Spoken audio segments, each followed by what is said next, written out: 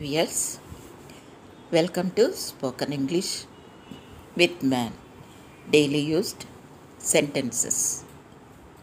First sentence, with a purpose. I went there.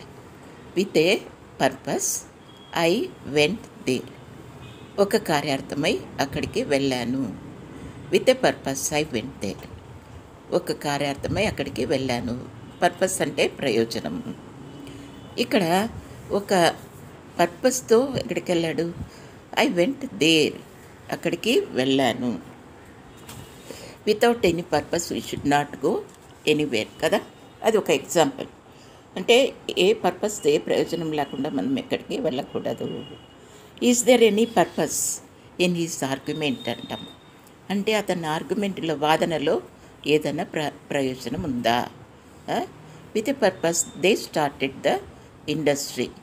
అంటే ఆ industry వాళ్ళు ఒక ప్రయోజనంతో స్టార్ట్ చేస్తారు. అలాగే పర్పస్లీ ఈ క్వారల్ విత్ మీ, ఒక ప్రయోజనంతో అతను నాతో గొడవ పడాడు. ఈ రకంగా కొన్ని ఎగ్జాంపుల్స్ చెప్పొచ్చు. సరే, coming to second sentence. Do you have any financial needs? Do you have any financial needs? నీకు ఆర్థికపరమైన అవసరాలు ఏవైనా ఉన్నాయా? ఫైనాన్షియల్ నీడ్స్ అంటే ఆర్థికపరమైన విషయాలని ఫైనాన్షియల్ నీడ్స్ అంటాం. Maintain the financial needs very carefully. ఈ ఫైనాన్షియల్ నీడ్స్ని చాలా జాగ్రత్తగా మెయింటైన్ చేయండి అంటాం కదా. మరి be careful with your financial position అని. ఫైనాన్షియలీ ఈజ్ వెరీ సౌండ్ అంటాం. అంటే అతను చాలా గట్టిగా ఉన్నాడు ఆర్థిక పరంగా అని అంటాం. Coming to third sentence. Very few people know about మీ. చాలా కొద్ది మందికి మాత్రమే నా గురించి తెలుసు. Very few people know about మీ. చాలా కొద్ది మందికి మాత్రమే నా గురించి తెలుసు. వెరీ అని ఎక్కడ ఉపయోగిస్తామంటే చాలా అనేదానికి. వెరీ అనేది దాన్ని ట్రస్ట్ చేస్తాం, ఒక ఇంటెన్సిటీని. అప్పుడు మనం వెరీ అంటాం. He is very serious. అతను చాలా సీరియస్గా ఉన్నాడు. He is very much interested. అతను చాలా ఇంట్రెస్ట్గా ఉన్నాడు. Today it is very hot అంటాం. ఈరోజు చాలా వేడిగా ఉంది అంటాం కదా. అలాగా. సో ఫ్యూ పీపుల్ అంటే కొంతమంది, సో మెనీ పీపుల్ అంటే చాలామంది, సమ్ పీపుల్ అంటే కొద్ది మంది. So very few people know about me అంటే చాలా కొద్ది మందికి నేను తెలుసు. Nobody knows about me అంటే నా గురించి ఎవరికి తెలియదు. ఎవ్రీబడి నోస్ అబౌట్ మీ అంటే నా గురించి చాలామందికి తెలుసు అని అలాగా చెప్పొచ్చు. Coming to fourth sentence. She is not taking care about her health. She is not taking care about her health. ఆమె తన ఆరోగ్యం గురించి శ్రద్ధ తీసుకోవడం లేదు. టేకింగ్ కేర్ అంటే శ్రద్ధ తీసుకోవడం. I'm not taking care about my garden.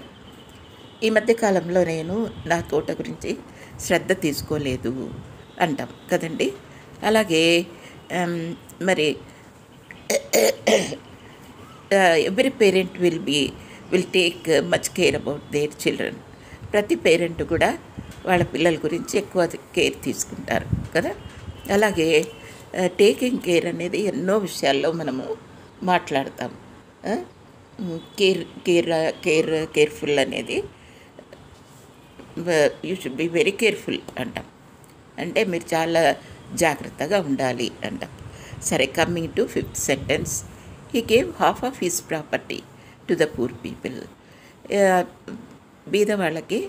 పేదవాళ్ళకి సగం ఆస్తిలో సగభాగం పేదలకి ఇచ్చేసాడు. He gave half of his property to the poor people. Half of it అంటే సగము, క్వార్టర్ ఆఫ్ ఇట్ అంటే 25%, హోల్ ఆఫ్ ఇట్ అంటే మొత్తము అని కదా. Some people will give whole of their property to the poor people కదా. కొంతమంది వాళ్ళ మొత్తం భాగము పూర్ పీపుల్కి ఇచ్చేవాళ్ళు. Colgate company will give 80% of their property, profit to the to the poor people. They will give poor people only. Colgate company. And in our country also, Tata company, they are also known for their generosity. వాళ్ళు కూడా దాతృత్వంలో చాలా పేరు పొందిన వాళ్ళు కదా, Tata company. So let us go to 6th sentence. Manage your expenses. Manage your expenses. Expense అంటే ఏంటి? ఖర్చులు. మేనేజ్ అంటే దాన్ని మెయింటైన్ చేయడం, అదుపులో ఉంచుకోవడం అని ఇక్కడైతే సందర్భాన్ని బట్టి దానికి కొంచెం మార్పుల్లో ఉంటుంది. అతను ఎలాగో అలా మేనేజ్ చేసి ఆ పరిస్థితి నుంచి బయటపడ్డాడు అంటాం కదా. అంటే ఇన్ సమ్వేర్ అదర్ ఈ manage the things and he come out of that danger అంటాం. ఆ అపాయం నుండి బయటకు వచ్చేసాడు. అలాగా. సరే, can you manage your family without anybody's help అంటాం. ఒక్కొక్కరిని ఎవరి హెల్ప్ లేకుండా నువ్వు ఫ్యామిలీని మెయింటైన్ చేయగలవా అని అంటాం ఆ రకంగా. Okay, now let us go to 7th sentence. Girija is my art. Girija is my art who is a teacher here. Girija is my art who is a teacher here. Who అనేది ఇక్కడ ఒక కంజంక్షన్, అంటే రెండు పదాలను కానీ రెండు సెంటెన్స్ని కానీ కలుపుతూ మాట్లాడే ఒక వర్డ్ని మనం కంజంక్షన్ అంటాం. అండ్ బట్, సో ఇవన్నీ కూడా కంజంక్షన్సే. ఇక్కడ హూ ఎవరైతే, Girija is my art who is a teacher here. ఇక్కడ ఎవరైతే గిరిజా టీచర్ ఉన్నారో ఆవిడ మా చిన్నమ్మ. Okay, I have an elderly brother who is very serious. నాకు ఒక అన్న ఉన్నాడు ఎవరైతే చాలా సీరియస్, అటు ఒక సీరియస్గా ఉండే అన్న ఉన్నాడు నాకు అని చెప్పడం అన్నమాట ఇక్కడ. ఇంకా we have one farm house which is nearer to city. ఇక్కడ విచ్ అంటున్నాను, ఇక్కడ ఇంకొక విధమైన కంజంక్షన్ ఉపయోగించాను. మాకు ఒక ఇదేమి ఫామ్ హౌస్ ఉంది, అది సిటీకి దగ్గరలో ఉంది. అలాగ మాట్లాడతాం. సరే, coming to 8th sentence. I don't want to go there but I have to go there. నాకు పోవడం అక్కడికి ఇష్టం లేదు, కానీ వెళ్ళాలి. సమ్టైమ్స్ మనకి ఇష్టం లేని పనులు ఎన్నో చేయాల్సి వస్తుంది. మందులు ఇష్టంలే మనకి వేసుకోవాలి తప్పకుండా కదా. I don't want to take that medicine but I have to take it కదా. I don't want to eat that bitter gourd but I have to eat it. No, I don't want to mingle with them but I have to mingle with them. అలా వాళ్ళతో మనం కలవడం ఇష్టం లేదు, but కలవాలి, ఆ పరిస్థితి అలాంటిది. సరేనా? So let us go to 9th sentence. The mangoes had not ripen. Had ripen అనేది పాస్ట్ పార్టిసిపల్, అంటే పాస్ట్ పర్ఫెక్ట్ టెన్స్లో ఇది ఉపయోగిస్తాం. అంటే మీ పాస్ట్ పర్ఫెక్ట్ అంటే ఏంటి?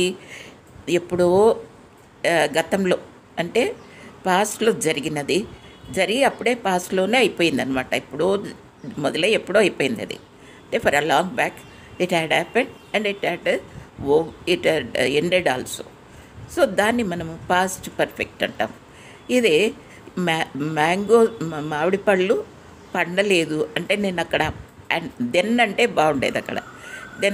దెన్ మ్యాంగోస్, దెన్ అంటే అప్పుడు, మ్యాంగోస్ హ్యాడ్ నాట్ రైపన్ అని అంటే బాగుండేది. దెన్ అంటే అప్పుడు, ఎప్పుడో ఒకప్పుడు కదా, మామిడిపళ్ళు పండలేదు.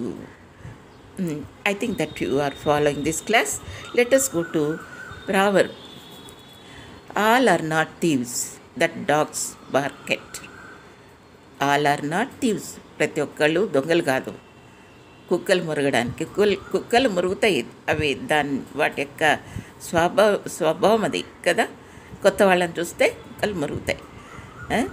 అయితే అందరూ దొంగలు కాదు కదా, మంచి వాళ్ళని చూసి కూడా ఒక్కొక్కసారి మురుగుతాయి అవి. కుక్కలు మురిగినంత మాత్రాన అందరు దొంగలు కాదు. అలాగే మనుషులు కూడా, ఇది ఒక ప్రావర్బ్ కదా, సామెత. తెలుగులో సామెత అంటాం, ఇంగ్లీష్లో ప్రావర్బ్ అంటాం. కుక్కలు మురిగినంత మాత్రాన అందరు దొంగలు కాదు కదా. కొందరు చెడ్డ వాళ్ళు ఏం చేస్తారు, అందరినీ పాయింట్అవుట్ చేస్తారు. They will criticise everybody, but everybody is not thieves. లే సో చాలా కొంతమంది అంటే bad people will criticise the everybody, whether they are good people or bad people, they will go on criticise. కొంతమంది చెడ్డవాళ్ళు ఏం చేస్తారు, మంచి వాళ్ళని చెడ్డవాళ్ళని అందరినీ కూడా మరి విమర్శిస్తారు. అంత మాత్రాన అందరూ చెడ్డవాళ్ళు కాదు కదా. అలాంటిదే ఈ proverb. I think that you understood it. Please please use these sentences in day to day life. అంటే ఈ సెంటెన్స్ మీరు ఉపయోగించాలి అంటే ఏం చేయాలి, మీరు first of all you have to follow. చదవండి, 1-2 సార్లు చదవండి. అట్లీస్ట్ ఈ ప్రావర్బ్ అయినా మీరు ఉపయోగించండి. Okay, all the best. Thank you.